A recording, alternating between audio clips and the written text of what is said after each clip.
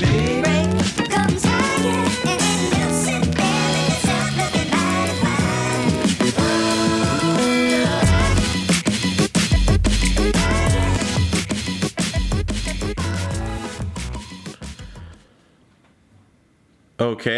hey everybody, and welcome to another episode of On the Wrist from Off the Cuff.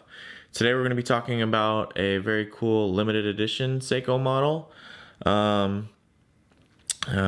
from the JDM side, so the Japanese domestic market.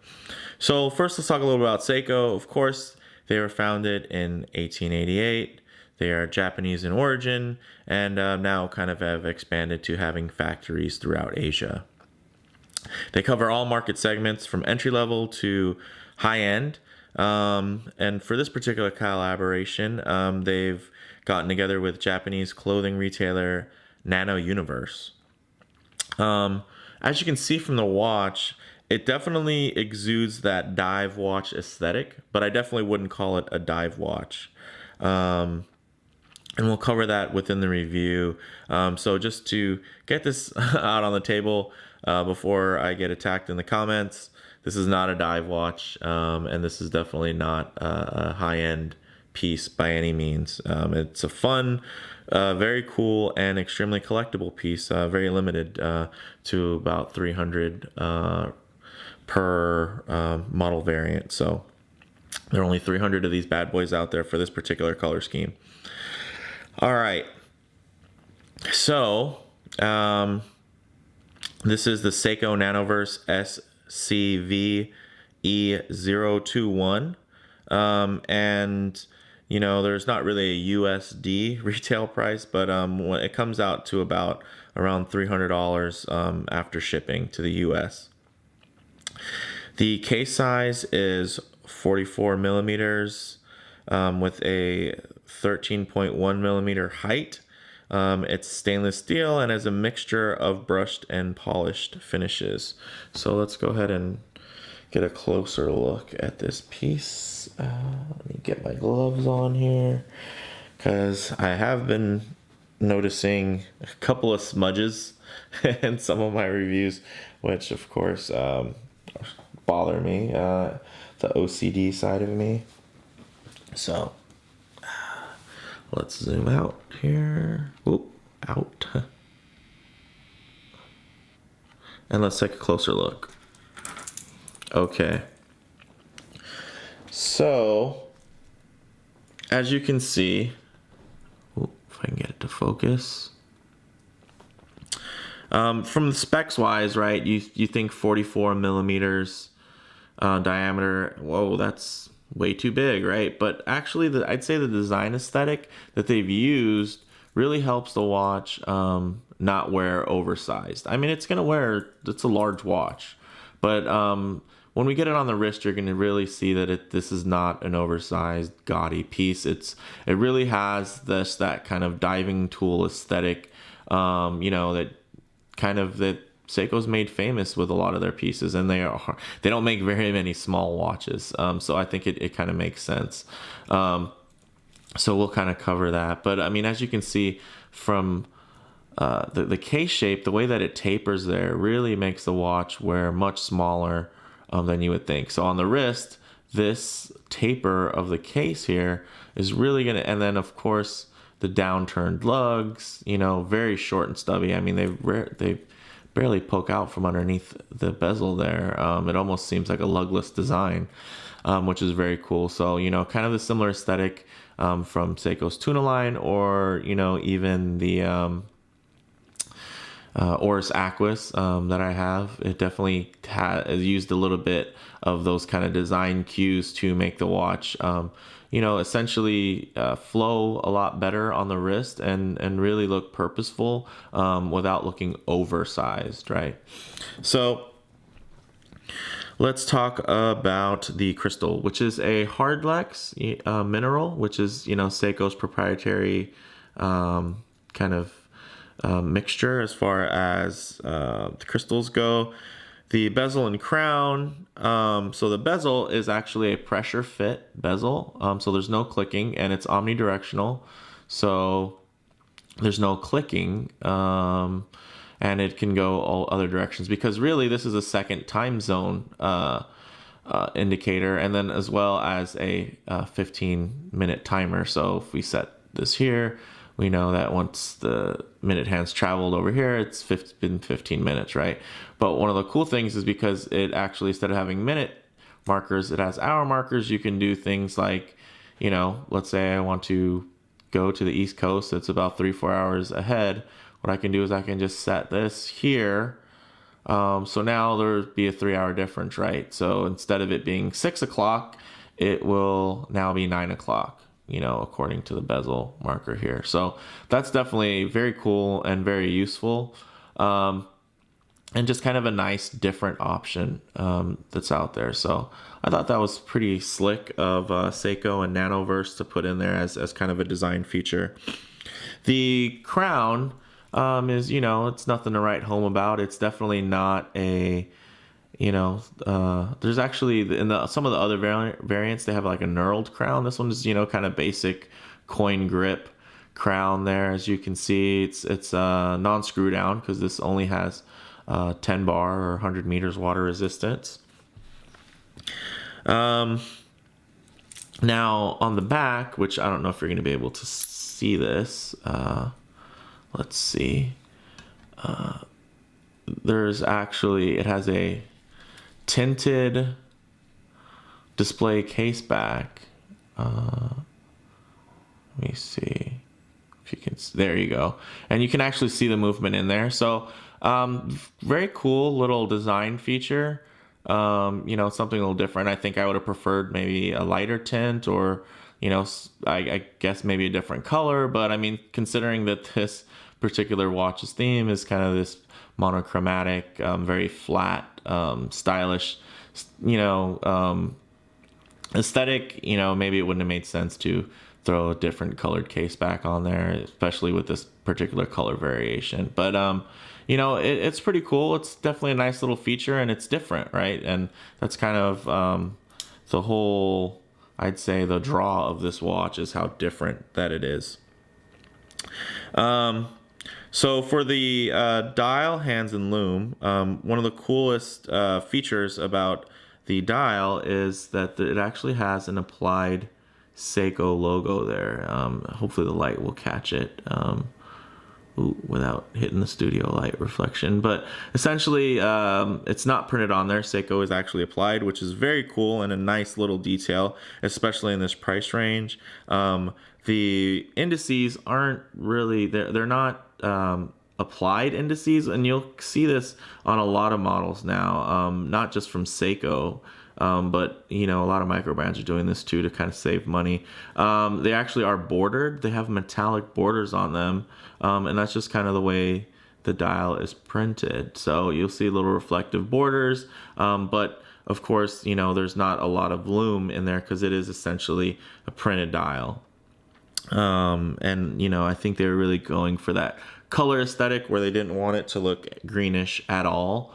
So, you know, you'll notice this isn't, again, as far as being a dive watch, it's really more so for the aesthetic and the feel versus the actual, you know, tool-y capability, you know. So in favor of getting everything extremely white, as far as the way the lume looks, you know, there was definitely a trade-off in how thick the lume could be applied, and also probably the mixture that was used so it doesn't have that green tint during daylight. So the dial is light gray, of course, matte finish with the date at 3. And then it also has polished and painted hands, as you can see, which is pretty nice. I think the second hand might actually be have been new for this model. The minute and hour hand definitely you've seen around the Seiko line, and the design of the seconds hand you've seen around, but I think because of the length that it actually does look like it might have just been purely, and the size of the ball on the end there on the counterbalance. To me, it looks like it's not a direct lift. It looked like it might actually be an original piece just for this watch, which is cool. And let's talk a little bit about the movement. which I kind of glazed over. So it has the Seiko 4R35B, which is hacking and hand windable. 23 joules. You'll see some stuff on the internet. There's a little bit of misinformation that's out there that'll tell you that the alpha indicator meant that it was 23 joules. Then Bravo, they upgraded, they added a 24th joule.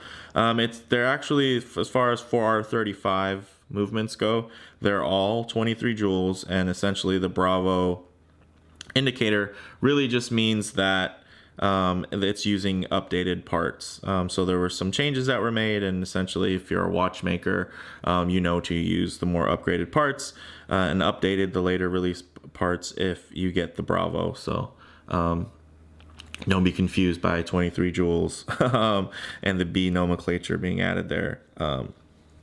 So as you can see from the dial, it's 10 bar or 100 meters water resistant. So again, this isn't really a dive watch, but it's, of course, it is definitely not some dress watch. So I'd say it's a sport watch, water resistant. It has 22 millimeter lugs, as you can see, with push pin connectors in between the links here. And it has a stamped pusher folding clasp. So not a dive clasp, but that makes sense. So, again, this isn't some high-end, super rare limited edition from Seiko. This is kind of their offering, I'd say, as a kind of a quasi fashion watch, right? But it actually has some chops, because these design cues aren't just lifted off of some other brand. These design cues are from Seiko's own line, right? Which is pretty cool. So let's get it on the wrist.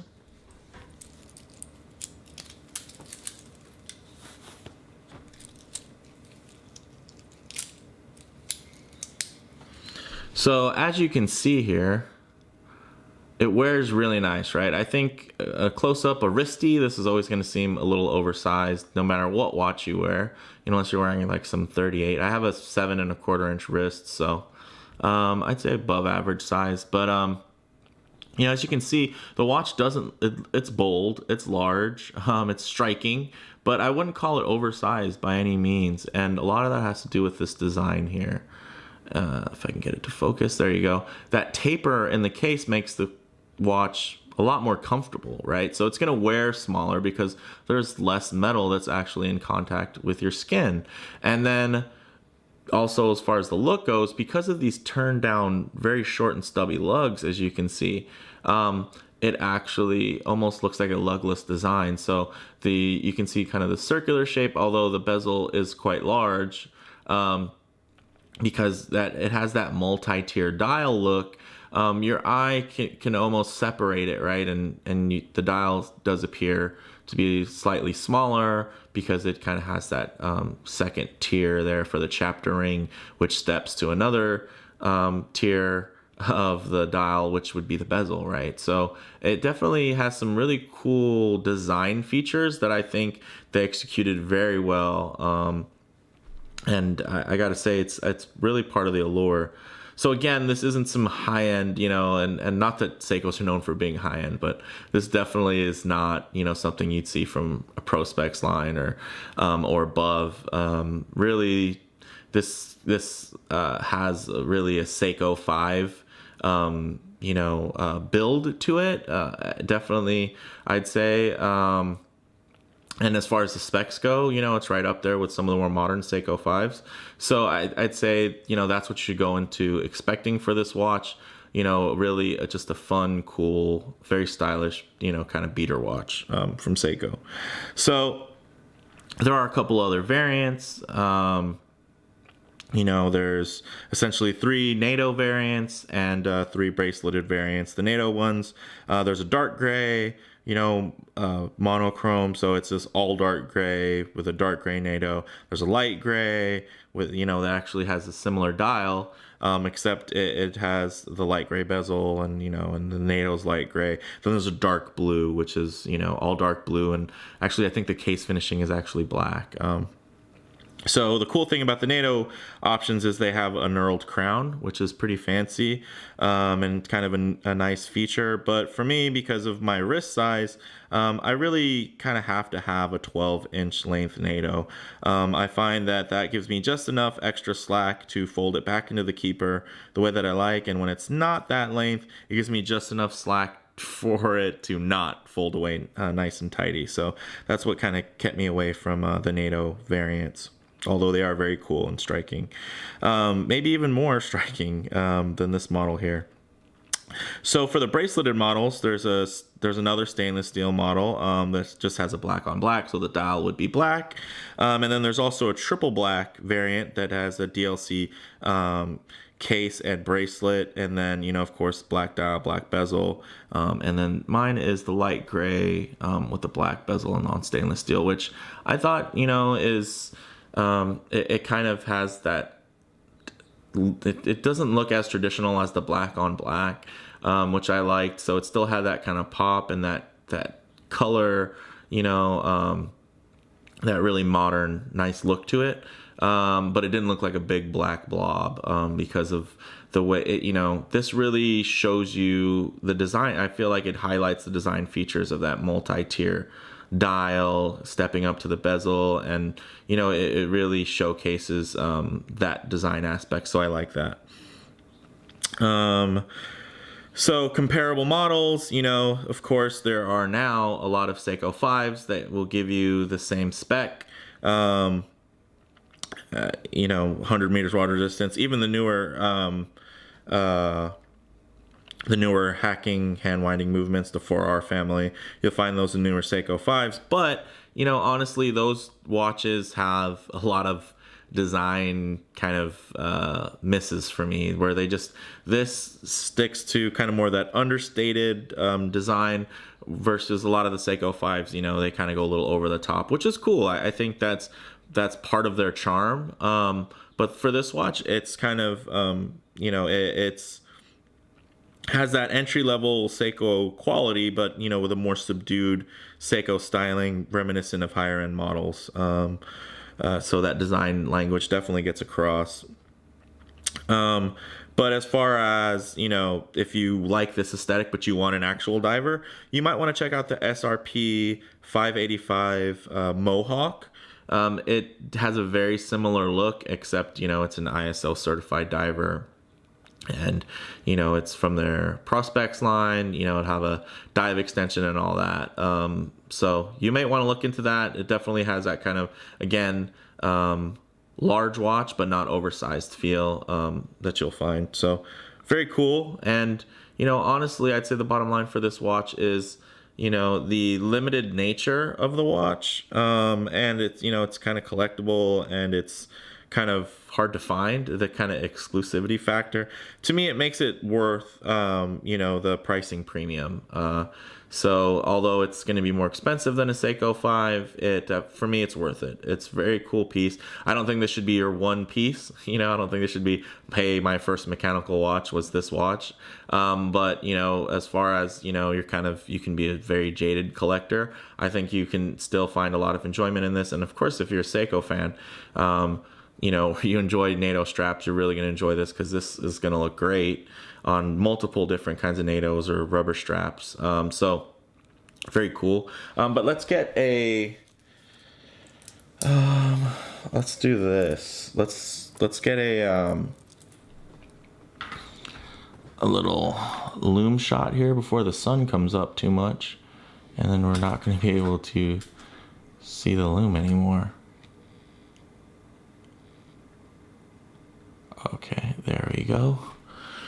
Cool. And let's charge this bad boy up just to make sure that we're giving you kind of optimal look here. All right. So as you can see, you know, the Lume isn't crazy bright. It is very thinly applied, and I think, you know, a part of the mixture of making it appear so white without any of the green tint that you'll see from other Seiko Lume, their Lumibright. I think, you know, it was kind of the trade-off here. And what I'll do is I'll compare it to my SKX mod real quick, which I'll charge really fast off camera, and then I'll bring that in, and you can see it's a pretty big difference, right? So there's the diver aesthetic, and then there's the diver watch, as far as how bright that's gonna be. Yeah, pardon, it isn't completely dark. This was actually shot in the morning, versus the late evening, which I normally shoot these videos. So as you can see, you know, there's definitely a big difference in the Lume. So the Nanoverse model is going to fade a lot faster, and it's just not going to retain the Lume as well. But I've definitely seen worse Lume on expensive divers. So I think that's just kind of always going to be the trade-off when it comes to printed Lume. If you want it to be very sharp and very crisp and very white, of course, you know, unless you're using BGW9, it's going to be, you know, kind of weak Lume, quote unquote. So while we're here, let's take a look at, you know, just the size comparison, right? Now you're looking at a 42 that wears more like a 40, compared to a 44 that wears more like a 42. So I guess we can close on that. And just kind of a comparison there. And it's all in the design, you know. I think Seiko has really made a name for themselves as far as having larger watches that wear much smaller, through very cool and thoughtful design cues and design elements. So as you can see, this doesn't seem like a huge watch when it's next to the SKX, and everybody knows the SKX doesn't wear large. It wears a lot smaller, and a lot of it has to do with this smaller bezel, which is more of a 40 millimeter bezel, and then the case with the rounded edges, you know. It kind of hides the actual case dimensions really well. And then it's, you know, similar for this, these, you know, turn down lugs, very short and stubby. It definitely helps hide, you know, the bulk of this watch. You know, so you could almost call it, it's not a baby tuna, it could be the baby tuna. So I'll go ahead and cut it there. If you guys like the video, please hit like. If you haven't already, go ahead and subscribe. And you know, thanks to everybody for the support. We recently hit a pretty good milestone at 1,000 subscriptions. So, you know, I couldn't be more happy, and it definitely motivates me to keep making these videos. So thanks so much for the support, guys, and I'll see you next time. Thanks.